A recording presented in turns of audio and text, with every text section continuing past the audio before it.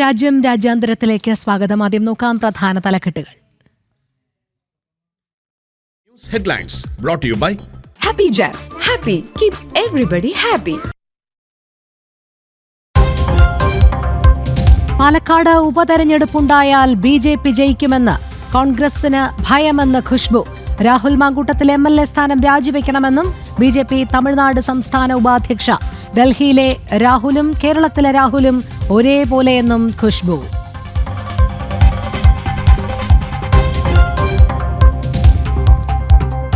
സംഭൽ അതിക്രമ കേസിൽ ജുഡീഷ്യൽ കമ്മീഷന്റെ നിർണായക റിപ്പോർട്ട്. മസ്ജിദ് നിർമ്മിച്ചത് അതിപുരാതനമായ ഹരിഹർ ക്ഷേത്രത്തിന് മുകളിൽ. 1947 45% ഉണ്ടായിരുന്ന ഹിന്ദു ജനസംഖ്യ ഇപ്പോൾ 15%. ജനസംഖ്യാ ഇടിവിന് കാരണം അനാവശ്യ കലാപങ്ങൾ. നിർണായക റിപ്പോർട്ട് യോഗി ആദിത്യനാഥിന് സമർപ്പിച്ചു.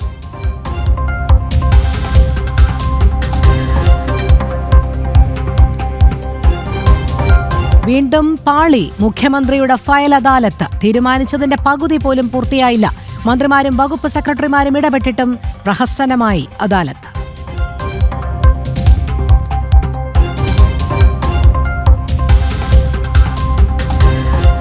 തെരുവുനായ പ്രശ്നങ്ങളിൽ സുപ്രീം കോടതി ഉത്തരവ് നടപ്പിലാക്കാൻ രാജസ്ഥാൻ. ഉത്തരവ് കർശനമായി പാലിക്കാൻ തദ്ദേശ സ്വയംഭരണ വകുപ്പ് നിർദ്ദേശം. ഉത്തരവ് നടപ്പിലാക്കുന്ന ആദ്യ സംസ്ഥാനം.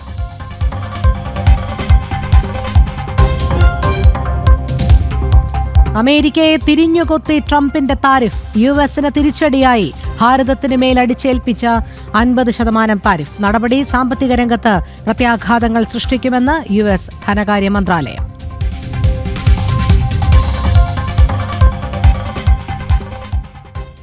ഉത്തർപ്രദേശിലെ സംഭൽ മേഖല തീവ്ര ഇസ്ലാമിസ്റ്റുകളുടെ കേന്ദ്രമെന്നും 15 കലാപങ്ങൾ നടന്നിട്ടുണ്ടെന്നും ജുഡീഷ്യൽ അന്വേഷണ സമിതി. മേഖലയിൽ ഹിന്ദു ജനസംഖ്യ കുത്തനെ കുറഞ്ഞു. സംഭൽ ജമാ മസ്ജിദ് സംഘർഷത്തിൽ മുഖ്യമന്ത്രി യോഗി ആദിത്യനാഥിന് സമർപ്പിച്ച റിപ്പോർട്ടിലാണ് ഇക്കാര്യങ്ങൾ ചൂണ്ടിക്കാട്ടിയത്. 2024 നവംബറിലെ സംഭൽ ജമാ മസ്ജിദ് സംഘർഷം അന്വേഷിച്ച ജുഡീഷ്യൽ കമ്മിറ്റി മുഖ്യമന്ത്രി യോഗി ആദിത്യനാഥിന് റിപ്പോർട്ട് സമർപ്പിച്ചു. റിട്ടയർഡ് ഹൈക്കോടതി ജഡ്ജി ദേവേന്ദ്രകുമാർ അറോറയുടെ നേതൃത്വത്തിലുള്ള സമിതി റിപ്പോർട്ടിൽ മേഖലയിൽ ജനസംഖ്യയിൽ വന്നിട്ടുള്ള മാറ്റത്തെക്കുറിച്ചും തീവ്ര ഇസ്ലാമിസ്റ്റുകളുടെ പ്രവർത്തനം സംബന്ധിച്ചും ഗൗരവമുള്ള കാര്യങ്ങളാണ് ചൂണ്ടിക്കാട്ടിയത്. 2024 നവംബറിൽ സംഭലിൽ നടന്ന സംഘർഷം ആസൂത്രിതമാണെന്നും മുൻപ് 15 കലാപങ്ങൾ ഇവിടെ നടന്നിട്ടുണ്ടെന്നും റിപ്പോർട്ടിലുണ്ട്.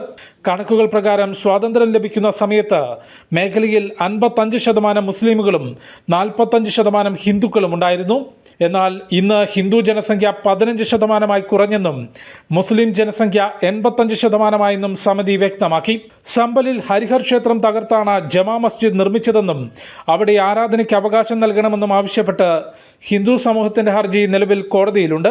ഈ കേസിൽ കോടതി ഉത്തരവ് പ്രകാരം സർവേ നടത്താനെത്തിയ ഉദ്യോഗസ്ഥരെയും പോലീസിനെയും മസ്ജിദിന് സമീപം ആക്രമിച്ചിരുന്നു. തുടർന്നുണ്ടായ സംഘർഷത്തിലും വെടിവെപ്പിലും 5 പേർ കൊല്ലപ്പെട്ടു. നിരവധി പേർക്ക് പരിക്കേറ്റു. സംഘർഷത്തിന്റെ നാശനഷ്ടം പ്രതികളിൽ നിന്ന് ഈടാക്കുന്ന നടപടി UP സർക്കാർ ആരംഭിച്ചിരുന്നു. ജനം, ഡൽഹി. കൂടുതൽ വിവരങ്ങളുമായി ജിഷ്ണു കൃഷ്ണൻ ചേരുന്നു. ജിഷ്ണു, ഏത് രീതിയിലുള്ള അല്ലെങ്കിൽ ഉള്ളടക്കം ഏത് രീതിയിലാണ് നമ്മുടെ സംഭൽ വിഷയവുമായി ബന്ധപ്പെട്ടുള്ള ജുഡീഷ്യൽ റിപ്പോർട്ട് യോഗി ആദിത്യനാഥിനെ സമർപ്പിച്ചിരിക്കുന്നത്?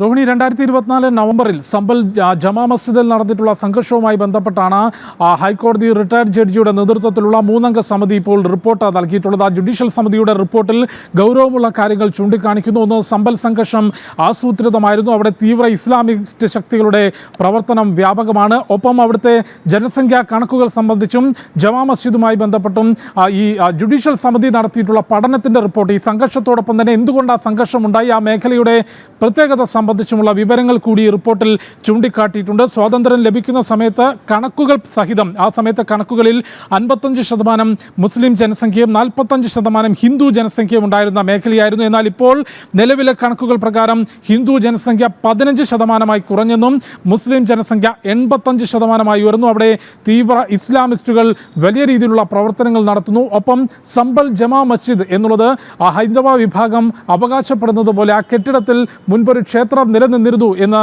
കാണാൻ സാധിക്കുമെന്ന വിവരം കൂടി ജുഡീഷ്യൽ കമ്മിറ്റിയുടെ റിപ്പോർട്ടിൽ ചൂണ്ടിക്കാട്ടിയിട്ടുണ്ട്. റിപ്പോർട്ട് ഇപ്പോൾ മുഖ്യമന്ത്രി യോഗി ആദിത്യനാഥിന് സമർപ്പിച്ചിരിക്കുകയാണ്. അതുകൊണ്ട് തന്നെ ആ റിപ്പോർട്ടിൻ്റെ അടിസ്ഥാനത്തിൽ സർക്കാരിൻ്റെ ഭാഗത്തുനിന്ന് എന്ത് നടപടി ഉണ്ടാകും എന്ന് നോക്കിക്കാണണം. ഒപ്പം ഈ റിപ്പോർട്ട് നിലവിൽ കോടതിയിലുള്ള കേസ്, അതായത് ഹൈന്ദവ സമൂഹം കോടതിയിൽ ഹർജി നൽകുകയും കോടതിയിൽ വാദം നടക്കുകയും ചെയ്യുന്നുണ്ട്. ജമാ മസ്ജിദ് ഹരിഹർ ക്ഷേത്രം തകർത്തുകൊണ്ട് നിർമ്മിച്ചതാണെന്നും അവിടെ ആരാധനാവകാശം നൽകണമെന്നും ആവശ്യപ്പെട്ടുകൊണ്ടുള്ള ഹർജിയിന്മേൽ വാദം നടക്കുകയാണ്. ആ കേസിലും നിലവിൽ സമർപ്പിച്ചിട്ടുള്ള ജുഡീഷ്യൽ കമ്മിറ്റിയുടെ റിപ്പോർട്ട് സ്വാധീനിക്കുമെന്ന കാര്യത്തിൽ യാതൊരു സംശയമില്ല. ആ ജുഡീഷ്യൽ കമ്മിറ്റിയുടെ റിപ്പോർട്ട് കോടതി നേരിട്ട് പരിശോധിക്കുകയുണ്ടാവും. അത് കേസിനെ ബാധിക്കും. ഏതായാലും സമ്പലിലെ സംഘർഷം ആസൂത്രിതമായിരുന്നു. അവിടെ കോടതി നിയോഗിച്ച ഉദ്യോഗസ്ഥർ സർവേക്ക് എത്തിയപ്പോഴായിരുന്നു ആ ഉദ്യോഗസ്ഥരെയും പോലീസ് ഉദ്യോഗസ്ഥരെയും തടയുകയും പിന്നീടുണ്ടായിട്ടുള്ള തർക്കത്തിലും സംഘർഷത്തിലും വെടിവെപ്പിലും 5 പേർ കൊല്ലപ്പെടുകയും നിരവധി പേർക്ക് പരിക്കേൽക്കുകയും ചെയ്തത്. രോഹിണി. ശരി ജിഷ്ണു. ഉത്തർപ്രദേശിലെ സംഭൽ മേഖല തീവ്ര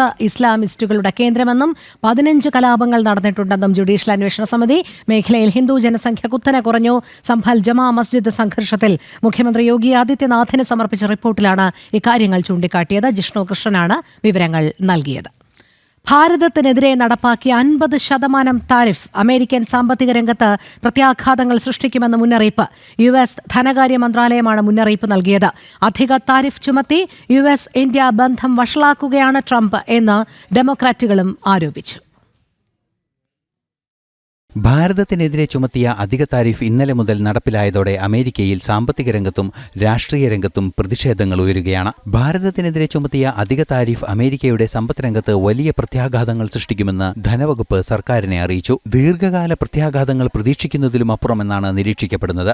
ട്രംപിനെതിരായ രാഷ്ട്രീയ എതിർപ്പുകളും പുകയുകയാണ്. ഇന്ത്യ US ബന്ധം താരിഫ് ചുമത്തി ട്രംപ് തകർക്കുകയാണെന്ന് ഡെമോക്രാറ്റുകൾ ആരോപിച്ചു. അധിക താരിഫിൽ ചർച്ചയുണ്ടാകുമെന്ന് US treasury secretary Scott Bessent ഇന്നലെ സൂചന നൽകിയിരുന്നു. അധിക താരിഫിന് മുന്നിൽ മുട്ടുമടക്കില്ലെന്ന് ഉറച്ച നിലപാട് ഭാരതം സ്വീകരിച്ചതിന് പിന്നാലെയാണ് US ട്രഷറി സെക്രട്ടറിയുടെ പ്രസ്താവന. അധിക താരിഫിനെ തുടർന്നുണ്ടായ വ്യാപാര നഷ്ടം പരിഹരിക്കാൻ ഭാരതം നടപടികളും ആരംഭിച്ചിരിക്കുകയാണ്.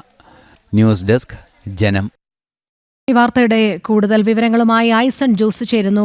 ഐസൺ, ഭാരതത്തിന് മേൽ US ചുമത്തിയ അധിക താരിഫ് തിരിഞ്ഞുകൊത്തുന്ന ഒരു സാഹചര്യത്തിലേക്ക് തന്നെയല്ലേ എത്തിച്ചേർന്നിരിക്കുന്നത്? ഭാരതം US ബന്ധം ട്രംപ് വഷളാക്കിയത് മാത്രമല്ല, അവരുടെ സാമ്പത്തിക രംഗത്തെ പ്രതികൂലമായി ബാധിക്കുന്ന ഒരു സാഹചര്യത്തിലേക്ക് കൂടിയല്ലേ ഇപ്പോൾ നയിച്ചിരിക്കുന്നത്? തീർച്ചയായും രോഹിണി, അമേരിക്കയുടെ സാമ്പത്തിക രംഗത്ത് അല്ലെങ്കിൽ അമേരിക്കയുടെ ഒരു കൺസ്യൂമർ രംഗത്ത് വലിയ തോതിൽ സ്വാധീനം ചെലുത്തുന്നതാണ് ഭാരതത്തിൻ്റെ ഉൽപ്പന്നങ്ങൾ. അതായത് വലിയ തോതിലുള്ള ഉൽപ്പന്നങ്ങൾ, ടെക്സ്റ്റൈൽ ഇനങ്ങളായാലും അത് തുകൽ ഇനങ്ങളായാലും അതുപോലെ ചെരുപ്പ്, അത് ഇത്തരത്തിലുള്ള സാധനങ്ങളെല്ലാം തന്നെ ഭാരതത്തിൽ നിന്ന് വൻതോതിലാണ് അമേരിക്കയിലേക്ക് എത്തുന്നത്. അത്തരത്തിലെത്തുന്ന ആ കയറ്റുമതി ഉൽപ്പന്നങ്ങൾക്കെല്ലാം തന്നെ വലിയ തോതിൽ താരിഫ് ഏർപ്പെടുത്തിയതോടെ അതിൻ്റെ വരവ്, അതല്ലെങ്കിൽ ഇത്തരത്തിലുള്ള ഉൽപ്പന്നങ്ങളുടെയും ഡ്രസ് മെറ്റീരിയൽസിൻ്റെയും അതുപോലെ തന്നെ അപ്പാരൽസിൻ്റെയും എല്ലാം തന്നെ വരവ് വലിയ തോതിൽ കുറയാനുള്ളൊരു സാധ്യത ഉണ്ടാവുകയും അത് വലിയ തോതിൽ പണപ്പെരുപ്പത്തിലേക്ക് വഴിതെളിക്കുകയും അതുപോലെ തന്നെ മറ്റു ഈ വ്യാപാര സ്ഥാപനങ്ങളുടെ എല്ലാം തന്നെ ടേൺ ഓവറിനെ ബാധിക്കുക, അത്തരത്തിൽ പലതരത്തിലുള്ള സാമ്പത്തിക രംഗത്തെ മാന്ദ്യങ്ങളിലേക്ക് അത് നീങ്ങാനുള്ള ഒരു സാധ്യതയുണ്ടെന്ന റിപ്പോർട്ടുകൾ നേരത്തെ തന്നെ പുറത്തു വന്നിരുന്നു. പക്ഷേ ഉടനടി അത് സംബന്ധിച്ച ഒരു പ്രശ്നം കാണിക്കില്ല എങ്കിൽ കൂടി വലിയ തോതിൽ സമീപ ഭാവിയിൽ അല്ലെങ്കിൽ 1-2 വർഷത്തിനകം അത് വലിയ ആഘാതങ്ങൾ സൃഷ്ടിക്കുമെന്നാണ് അമേരിക്കയുടെ തന്നെ ട്രഷറി വിഭാഗം വളരെ കൃത്യമായി ഇപ്പോൾ അറിയിച്ചിരിക്കുകയും ചെയ്തിരിക്കുന്നത്. അതിൻ്റെ പിന്നാലെയാണ് മറ്റൊരു സുപ്രധാനമായ നിരീക്ഷണം, അതൊരു രാഷ്ട്രീയ നിരീക്ഷണം കൂടി വരികയും ചെയ്തിരിക്കുന്നത്. ഡെമോക്രാറ്റുകൾ ഇത്തരത്തിൽ ഭാരതത്തിനെതിരെ വലിയ തോതിൽ താരിഫ് ചുമത്തി ഭാരതവുമായുള്ള മികച്ച ബന്ധം നമുക്കറിയാവുന്നതാണ്. വൻതോതിൽ പ്രതിരോധ രംഗത്തും അതുപോലെ തന്നെ അനുബന്ധ രംഗങ്ങളിലെല്ലാം തന്നെ വലിയ തോതിലുള്ള ബന്ധങ്ങൾ നിലനിൽക്കുന്ന, വാണിജ്യ ബന്ധങ്ങൾ നിലനിൽക്കുന്ന 2 രാജ്യങ്ങളാണ്. ഇതെല്ലാം തന്നെ പ്രതികൂലമായി ബാധിക്കുന്ന ഒരവസ്ഥയിലേക്ക് എത്തിച്ച് ഇന്ത്യ US ബന്ധം തകർക്കുകയാണ് ട്രംപിൻ്റെ ഓരോ നിരുത്തരവാദപരമായ നിലപാടിലൂടെ എന്നാണ് ഡെമോക്രാറ്റുകളുടെ വിമർശനം വന്നിരിക്കുന്നത്. ഏറ്റവും സുപ്രധാനമായൊരു ഘടകം എന്ന് പറയുന്നത് ഇന്നലെ തന്നെ ഇത് സംബന്ധിച്ച്, അതായത് 27-ാം തീയതി മുതൽ അധിക താരിഫ് ബാധകമായ ദിവസം മുതൽ തന്നെ സങ്കീർണാവസ്ഥകൾ വരികയും നേരത്തെ രോഹിണി തന്നെ സൂചിപ്പിച്ചതുപോലെ സ്കോട്ട് ബെസന്റിൻ്റെ ഭാഗത്തു നിന്ന് ഇത്തരത്തിൽ തുടർ ചർച്ചകൾ വേണമെന്നൊരു അഭിപ്രായം വരികയും ചെയ്തിരുന്നു. ഇപ്പോൾ വീണ്ടും കുറെ കൂടി ശക്തമായ രീതിയിലാണ് അമേരിക്കയിൽ ഇതിനെതിരായ പ്രതികരണങ്ങൾ ഉണ്ടാകുന്നത്.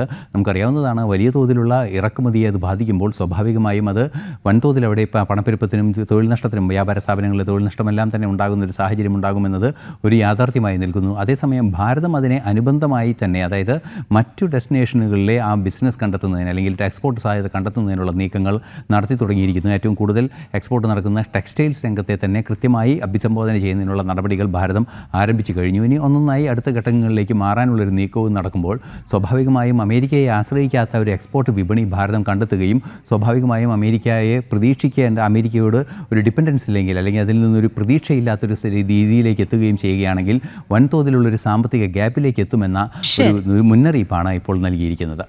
രാഷ്ട്രീയത്തിനപ്പുറം രാഷ്ട്രത്തിന് പ്രാധാന്യം നൽകിയാണ് RSSന്റെ പ്രവർത്തനമെന്ന് സർസംഘചാലക് ഡോക്ടർ മോഹൻ ഭാഗവത്.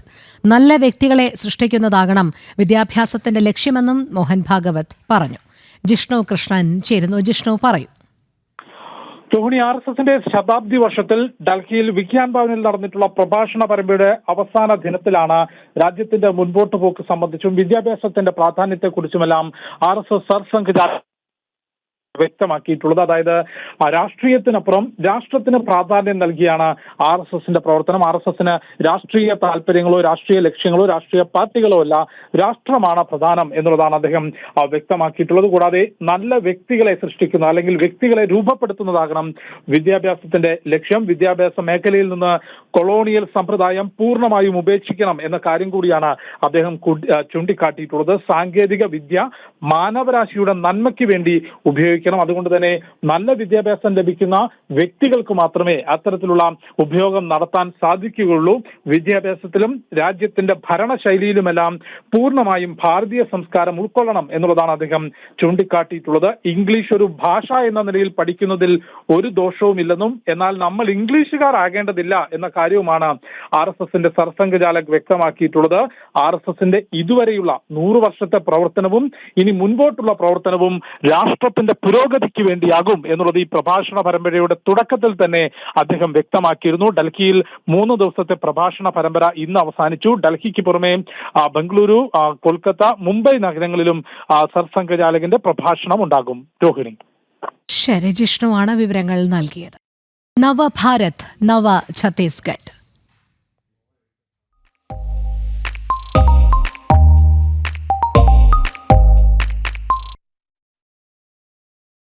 രാജ്യത്ത് ഏറ്റവും വേഗത്തിൽ വളരുന്ന വ്യാവസായിക കേന്ദ്രമായി മാറുകയാണ് ഛത്തീസ്ഗഡ്. വിഷ്ണുദേവ് സായി സർക്കാരിന്റെ പുതിയ വ്യവസായ നയം നിരവധി നിക്ഷേപങ്ങളെ ആകർഷിക്കുന്നു. സാധ്യതകളുടെ നാടായി കൂടി മാറുകയാണ് സംസ്ഥാനം. छत्तीसगढ़ में परिवर्तन तय हो गया है। ये जो उत्साह यहां दिख रहा है, ये परिवर्तन का उद्घोष है।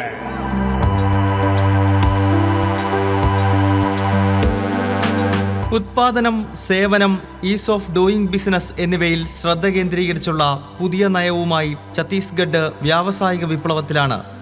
പ്രധാനമന്ത്രി നരേന്ദ്രമോദിയുടെ വിഷൻ 2047 അനുസൃതമായാണ് വിഷ്ണുദേവ് സായി സർക്കാർ പുതിയ നയം രൂപപ്പെടുത്തിയത്. കഴിഞ്ഞ 6 മാസത്തിൽ 6.75 ലക്ഷം കോടിയുടെ നിക്ഷേപം ആകർഷിക്കാൻ സംസ്ഥാനത്തിനായി. ഇതിൽ 3 ലക്ഷം കോടി ഊർജ്ജ മേഖലയിൽ മാത്രമാണ്. പരമ്പരാഗത ഖനവ്യവസായം മാത്രമല്ല, IT, സെമി കണ്ടക്ടർ തുടങ്ങിയ മേഖലകളിലും നിക്ഷേപം കുമിയുന്നു. ജൂലൈ 1 സംഘടിപ്പിച്ച ഇൻഡസ്ട്രി ഡയലോഗിലൂടെ 1.25 ലക്ഷം കോടിയുടെ നിക്ഷേപമെത്തി. Make in India, vocal for local എന്നിവയുടെ പ്രതിഫലനമാണ് പുതിയ നയം. അമൃതകാൽ ഛത്തീസ്ഗഡ് വിഷൻ 2047 ആണ് വികസന മുദ്രാവാക്യം. ആധുനിക കൃഷി മുതൽ കളിപ്പാട്ട വ്യവസായം വരെ നയം ഒന്നുപോലെ പ്രോത്സാഹിപ്പിക്കുന്നു. വിനോദസഞ്ചാരം, ഹോട്ടൽ ബിസിനസ്സുകൾക്കും ഇളവുകൾ ഏറെ. ചരക്ക് ഗതാഗതവും വ്യാപാരവും എളുപ്പമാക്കാൻ പുതിയ ലോജിസ്റ്റിക് നയം കൂടി സർക്കാർ അവതരിപ്പിച്ചു. സംസ്ഥാനത്തെ ലോജിസ്റ്റിക് ഹബ്ബാക്കാനാണ് ലക്ഷ്യമിടുന്നത്. ആഭ്യന്തര വ്യവസായങ്ങൾക്കൊപ്പം വിദേശ നിക്ഷേപത്തിനും പ്രോത്സാഹനം നൽകുന്നു. പൊതു സ്വകാര്യ പങ്കാളിത്തത്തോടെ അടിസ്ഥാന സൗകര്യ വികസനവും വ്യാവസായിക പാർക്കുകളും വികസിപ്പിക്കുന്നു. IT, ഫാർമസ്യൂട്ടിക്കൽസ്, ഇലക്ട്രോണിക് നിർമ്മാണം എന്നിവയിൽ ശ്രദ്ധ കേന്ദ്രീകരിച്ച് റായ്പൂരിനടുത്ത് പ്രത്യേക സാമ്പത്തിക മേഖല പ്രഖ്യാപിച്ചു കഴിഞ്ഞു. രാജ്യത്തെ ആദ്യ ആർട്ടിഫിഷ്യൽ ഇന്റലിജൻസ് അധിഷ്ഠിത ഡാറ്റ പാർക്ക് റായ്പൂരിൽ വരികയാണ്. 11,000 കോടി സെമി കണ്ടക്ടർ യൂണിറ്റും നിലവിൽ വരും. നവ റായ്പൂരിൽ 200 acre medical city, pharmaceutical hub തുടങ്ങിയ മെഗാ പദ്ധതികൾ പുരോഗമിക്കുന്നു. മൂലധന നിക്ഷേപം, പലിശ സബ്സിഡികളും നികുതി ഇളവുകളും നിക്ഷേപകരെ ആകർഷിക്കുന്നു. സ്വസ്ഥ് ഓർ സുഖി ഛത്തീസ്ഗഡ്, ആരോഗ്യ സന്തുഷ്ട ഛത്തീസ്ഗഡ് എന്ന ദർശനവുമായാണ് വിഷ്ണുദേവ് സായി സർക്കാർ പ്രവർത്തിക്കുന്നത്. ഒരു കാലത്ത് ഭീകരപ്രവർത്തനങ്ങൾക്ക് പേരുകേട്ട സംസ്ഥാനമാണെന്ന് വ്യവസായ വികസനത്തിന്റെ പേരിൽ വാർത്തകളിൽ ഇടം പിടിക്കുന്നത്.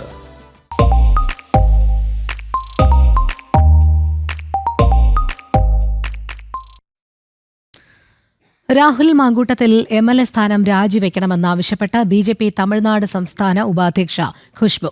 സ്ത്രീകൾക്കെതിരെ അതിക്രമം നടത്തിയവരെ ഈ ചുമതലയിൽ ഇരുത്തുന്നത് ശരിയല്ല. പാലക്കാട് ഉപതെരഞ്ഞെടുപ്പുണ്ടായാൽ BJP വിജയിക്കും. അതുകൊണ്ടാണ് രാഹുൽ മാങ്കൂട്ടത്തിലിനെ കോൺഗ്രസ് രാജിവെപ്പിക്കാത്തതെന്നും ഖുഷ്ബു തുറന്നടിച്ചു. ഡൽഹിയിലെ രാഹുലും കേരളത്തിലെ രാഹുലും ഒരേപോലെയാണെന്നും ഖുഷ്ബു പരിഹസിച്ചു.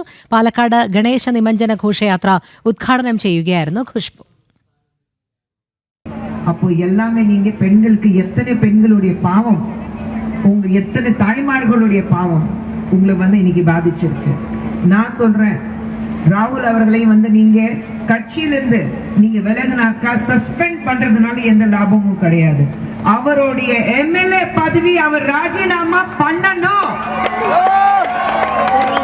என்ன ஒரு ஆண் ஒரு பெண்ணுடைய பெண் மேல இருக்கிற அக்கிரமத்தை உண்டாக்குறாரோ, பெண்கள் அச்சுப்படுத்துறாரோ, யார் பெண்கள் மேல கொடுமைகள் நடத்துறாரோ அவர் அந்த பப்ளிக் பொசிஷன்ல இருக்கிறதுக்கு லாய்க்கே கிடையாது. ராகுல் காந்தி அவர்களை கேட்கிறேன், நீங்களும் ராகுல், இங்கே ஒரு ராகுல், டெல்லியில இருக்கிற ஒரு ராகுல் எந்த வேலையும் செய்ய மாட்டாரு. இங்கே இருக்கிற ராகுல் தவறான வேலைகள் மட்டும் தான் செஞ்சிட்டு இருக்காங்க. ரெண்டு ராகுல் கிட்ட கேட்கிறேன், மனசாட்சி இருக்கா? ரெண்டு ராகுல், டெல்லியில இருக்கிற ராகுல் காந்தி அவரும் ஒரு ராகுல், அவர் சொல்றாரு நான் சிவன் பக்து. சிவன் பக்தி எப்போ வரும்? எப்போ எலெக்ஷன் வருதோ அப்போதான் நான் சிவன் பக்து, நான் ஜனம் போட்டுட்டு சுத்துறேன் நான் சொல்வாரு. ஆனா மத்த நேரம் ബാങ്കോക്കിൽ இருப்பாரு. തെരുവുനായ പ്രശ്നങ്ങളിൽ സുപ്രീംകോടതി ഉത്തരവ് നടപ്പിലാക്കിയ ആദ്യ സംസ്ഥാനമായി രാജസ്ഥാൻ. തെരുവുനായ്ക്കളുടെ വിഷയത്തിൽ സുപ്രീംകോടതി ഉത്തരവ് കർശനമായി പാലിക്കാൻ നിർദ്ദേശങ്ങൾ നൽകിയിരിക്കുകയാണ് സർക്കാർ. 2023 ABC റൂൾ അഥവാ ജനന നിയന്ത്രണ നിയമം നടപ്പാക്കണമെന്ന് തദ്ദേശ സ്വയംഭരണ വകുപ്പ് എല്ലാ മുനിസിപ്പൽ കോർപ്പറേഷനുകൾക്കും കൌൺസിലുകൾക്കും നിർദ്ദേശം നൽകി. പുതിയ നടപടിക്രമങ്ങൾ പ്രകാരം എല്ലാ വാർഡുകളിലും പ്രത്യേക ഫീഡിംഗ് പോയിന്റുകൾ സ്ഥാപിക്കും. റെസിഡൻസ് വെൽഫെയർ അസോസിയേഷനുകൾക്കും മറ്റ് സംഘടനകൾക്കുമാകും ഇവയുടെ മേൽനോട്ടം. നായ്ക്കളുടെ വന്ധ്യംകരണം, പേവിഷ പ്രതിരോധ വാക്സിൻ എന്നിവ എല്ലാ നഗരങ്ങളിലും നടപ്പാക്കണം. പിടികൂടുന്ന തെരുവു നായ്ക്കളെ വന്ധ്യംകരിച്ച് വാക്സിൻ നൽകിയ ശേഷം അവയെ കണ്ടെത്തിയ സ്ഥലത്ത് തന്നെ തുറന്നുവിടും. പരിശീലനം ലഭിച്ചവരാകും ഇവയെ പിടികൂടുക. 6 മാസത്തിൽ താഴെ പ്രായമുള്ള നായ്ക്കുട്ടികളെ വന്ധ്യംകരണത്തിന് വിധേയമാക്കില്ലെന്നും ഉത്തരവിൽ പറയുന്നു. മൃഗസംരക്ഷണ ബോർഡിന്റെ കണക്കനുസരിച്ച് നായ്ക്കളെ പിടികൂടുന്നതിന് 200 രൂപയും വന്ധ്യംകരണത്തിനും പരിചരണത്തിനുമായി ഓരോ നായ്ക്കൾക്ക് 1450 രൂപയും നിശ്ചയിച്ചിട്ടുണ്ട്. ജനങ്ങളുടെ സുരക്ഷയും മൃഗസംരക്ഷണവും ഉറപ്പാക്കുന്നതിലെ സർക്കാരിന്റെ പ്രതിബദ്ധതയാണ് സുപ്രീംകോടതി ഉത്തരവ് പാലിക്കുന്നതിലൂടെ നടപ്പിലാക്കുന്നതെന്ന് തദ്ദേശ സ്വയംഭരണ വകുപ്പ് സെക്രട്ടറി രവി ജെയിൻ അറിയിച്ചു. ന്യൂസ് ഡെസ്ക് ജനം. ബുള്ളറ്റിൻ പൂർണ്ണമാകുന്നു. അല്പസമയത്തിനകം ജനം ഡിബേറ്റ് കാണാം. നമസ്തേ.